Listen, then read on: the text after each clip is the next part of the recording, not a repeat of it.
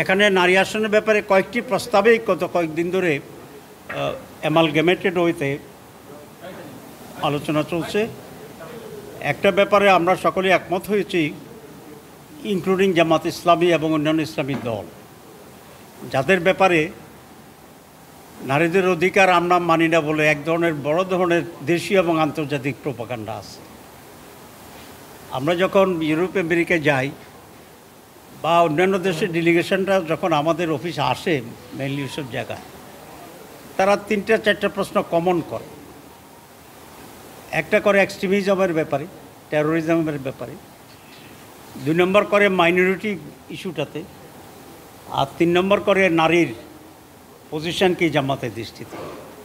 এখন যারা মাঝে মধ্যে আসে, আমি বলি, প্রশ্ন করতে চাইলে বলি যে আপনাদের প্রশ্ন তো 4টা, আমি বলে দিই, কারণ এত বেশি কমন প্রশ্ন এগুলো। তো ওরা এনজয় করে যে আসলে বলতে পারি ওরা কি বলতে চায়।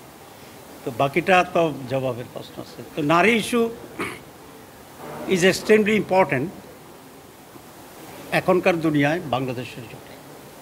সেখানে কমিশনের প্রধান প্রস্তাব ছিল যে 100টি নারী আসনে 50 জায়গায় উন্নীত করা। আমরা বলেছি ইন প্রিন্সিপাল জামাত ইসলামী পার্লামেন্টের নারীর আসন 100 হোক, এই ব্যাপারে আমরা একমত, এবং এটা যাতে সহজতর করা যায় নারীদের জন্যে আমরা সেভাবে বলেছি। এটা নিম্নকক্ষে পিআর সিস্টেমে নারীদের আসনগুলো ভোট হবে। পুরাটাই আমাদের পিআর সিস্টেম চাই আমরা, আপার হাউস হোক লোয়ার হাউস হোক। স্পেশালি নারী আসনগুলোর ব্যাপারে আমরা জোর দিয়েই সেটা বলছি। তাতে করে নারীদেরকে আর কনস্টিটিউশন ওয়াইজ যে হ্যাজার্ড আছে, যে ট্রাবল আছে, এবং 3 টাইমস বিগার দেন দি মেলস পার্লামেন্টের এরিয়া, এখান থেকে তাদেরকে রেহাই দেওয়া যায় সম্মানের সাথে। তবে 100টি আসন তাদের জন্য নিশ্চিত করা যায় থ্রু পিয়ার সিস্টেম। এটা নানাভাবে আলোচনা চলছে এখন।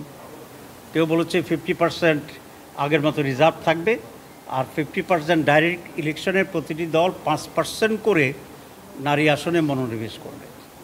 আমরা এটা একটুখানি ডিফার করেছি এই রিস্ক ভেবে যে আমরা 5% করে, ধরেন 10টি দল ম্যাক্সিমাম ক্যান্ডিডেট দিতে পারবে, তো 5 দল থেকে 50 জন পার্লামেন্ট মেম্বার ক্যান্ডিডেট হবে।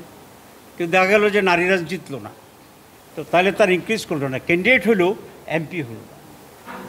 দেয়ার remains the risk of winning. তো আমরা এই পয়েন্টটা সেখানে বলছি, এটা উইকনেস আছে, এটাকে রিপেয়ার করতে হবে। কারণ হচ্ছে, ধরেন বিএনপি এক জায়গায় নারী আসন দিছে, ক্যান্ডিডেট দিছে, আরেকটা দল সেখানে একটা স্ট্রং পুরুষের ক্যান্ডিডেট দিয়ে দিবে, তো আলটিমেটলি সাফার করবে নারী পার্লামেন্ট মেম্বার সংখ্যার দিক থেকে।